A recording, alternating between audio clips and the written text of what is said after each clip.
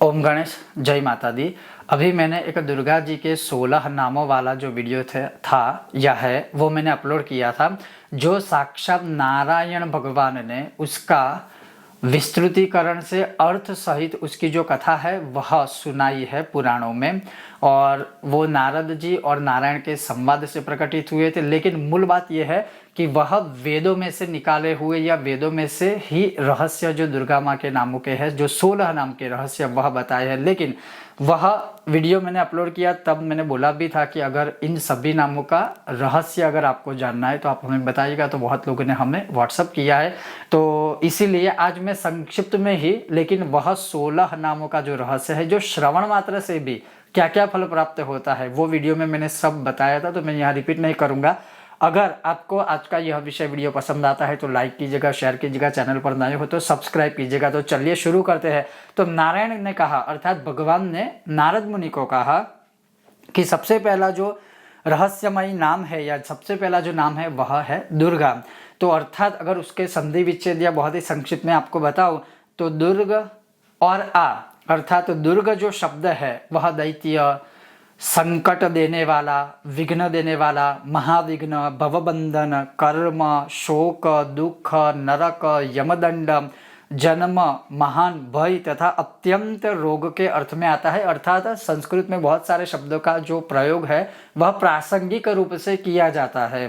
तो उस प्रकार से यह दुर्ग शब्द का अर्थ होता है। और जहाँ पर आ शब्द है वह हंता का वाचक है, जो देवी इन दैत्य और महाविघ्न आदि का हनन करती है, अर्थात ऐसी आसुरी शक्तियों का हनन करती है। और जैसे कथा में भी है कि दुर्गम नाम के राक्षस को मारा था माँ चंडी ने, इसीलिए उनका नाम दुर्गा हुआ। और वही शक्ति जो पहले अर्थ में आपको बताया, उनके दूसरे नाम का रहस्य वही है कि यह जो दुर्गा है, यश, तेज, रूप, गुणों में वो साक्षात विष्णु के समान है, नारायण के समान है। इसीलिए दूसरे नाम के रहस्य में साक्षात भगवान ने भी बताया कि इसीलिए उसे नारायणी भी कहा जाता है या नारायणी कहा गया है। फिर तीसरा जो अर्थ है, तीसरा जो महान तात्पर्य या शाब्दिक अर्थ है वह है ईशान, अर्थात ईशाना नाम है माँ दुर्गा का तीसरा। तो ईशान और ऐसे उसकी संधि विच्छेद होती है। तो ईशान जो शब्द है वो वैसे महादेव का नाम है, कल्याणकारी है, शिव है, कल्याणकारी है। ईशान कोने में बहुत सारे रहस्य हैं। तो ईशान शब्द सभी सिद्धियों को देने वाला है। और आ शब्द जो है वह दाता का वाचक है, अर्थात जो संपूर्ण सिद्धियां, अष्ट सिद्धि नवनिधियां देने वाली है वह ईशाना देवी कही गई है। उसके बाद नाम का अर्थ आता है विष्णु माया। तो पूर्व काल में जब सृष्टि के समय परमात्मा विष्णु ने माया की सृष्टि की थी और अपनी उस माया द्वारा संपूर्ण विश्व को मोहित कर दिया था, वह माया देवी विष्णु की ही शक्ति है, इसीलिए उन्हें विष्णु माया कहा गया है या विष्णु माया नाम दिया गया है। उसके पश्चात आता है शिवा। तो वैसे जैसे अभी कहा कि शिव अर्थात शंकर, शिव अर्थात कल्याण, शिव अर्थात सर्वस्व, सब कुछ अच्छा ही करने वाले, वैसे ही माँ भगवती का नाम है शिवा, अर्थात पार्वती माता जी का भी दूसरा नाम शिवा होता है। तो शिव शब्द ही कल्याणकारी है, तो इसीलिए जो शिवा है वह हर प्रकार से मनुष्य का कल्याण करने वाली है। शिव और ऐसा उसका संधि विच्छेद होता है। तो शिव माने मतलब शिव माने कल्याण है, और आ जो शब्द है वह दाता है, अर्थात दान देने वाला या लेने वाला है। तो जो देवी कल्याण स्वरूप से सर्वस्व शुभ तरीके से मनुष्य को, भक्तों को दान के स्वरूप में देती है, वह जो है वह शिवा है। उसके पश्चात जो नाम है वह सती है। और जैसे सती के विषय में भी हम सब कथा आदि जानते ही है, श्रवण भी की है, पढ़ी भी होगी। तो देवी दुर्गा सद्बुद्धि की अधिष्ठात्री है। प्रत्येक युग में वह विद्यमान स्वरूप से विद्या स्थित है, तथा वह पतिव्रता है, वह पतिव्रता है, सुशीला है और पति के प्रति अपना सर्वस्व समर्पण करने वाली है, इसीलिए उन्हें सती कहा गया है। जैसे उसकी कथा भी है, जैसे भगवान नित्य है वैसे ही उसकी भगवती जो शक्ति है वह भी नित्य है। तो प्राकृत प्रलय के समय वे अपनी माया से परमात्मा श्री कृष्ण में तिरोहित रहती है। ब्रह्मा से लेकर तृण अथवा तो कीटक पर्यंत या कीट पर्यंत संपूर्ण जगत कृत्रिम होने के कारण मिथ्या ही है, परंतु माँ दुर्गा, माँ जगदम्बा सत्य स्वरूपा है। जैसे भगवान सत्य है, उसी तरह से प्रकृति की भी देवी सत्या शक्ति के स्वरूप में है, तो इसीलिए इनका नाम सत्या हुआ।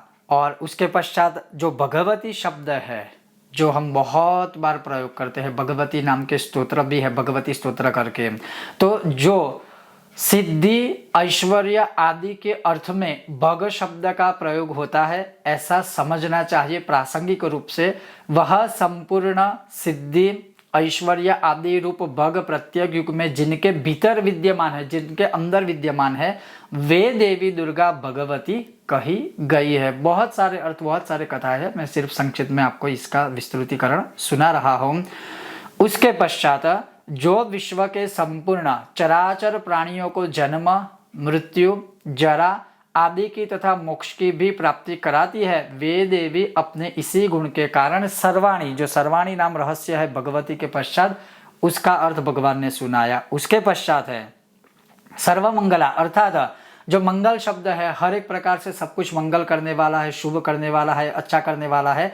तो जो सर्वमंगला है, तो मंगल शब्द मोक्ष का वाचक है, और आ शब्द अर्थात मंगला वह दाता का वाचक है। जो संपूर्ण मोक्ष देने वाली है वही देवी या वही देवी सर्वमंगला अर्थात सभी प्रकार से मंगल करने वाली देवी है, इसीलिए उनका नाम सर्वमंगला कहा गया।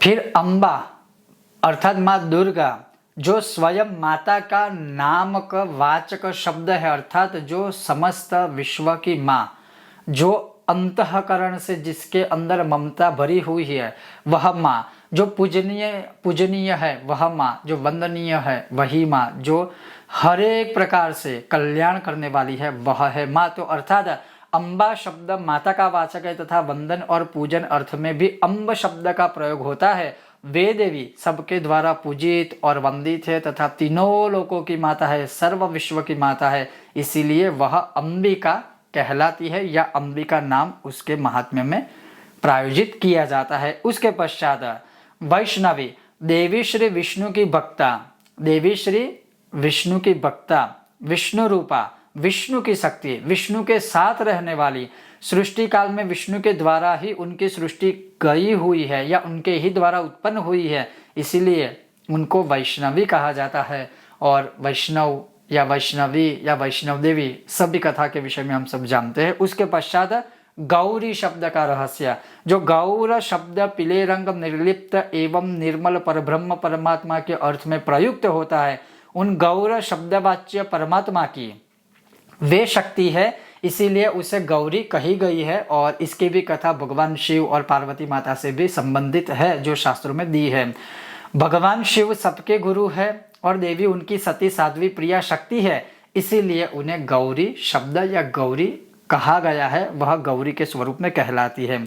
उसके पश्चात पार्वती शब्द अर्थात पार्वती नाम, पर्व तथा तिथि भेद अर्थात पूर्णिमा और पर्व भेद, कल्प भेद तथा अन्यान्य भेद अर्थ में प्रयुक्त होता है, तथा ती शब्द ख्याति के अर्थ में आता है। उन पर्व आदि में विख्यात होने से उन देवी की पार्वती संज्ञा हुई, पार्वती नाम हुआ।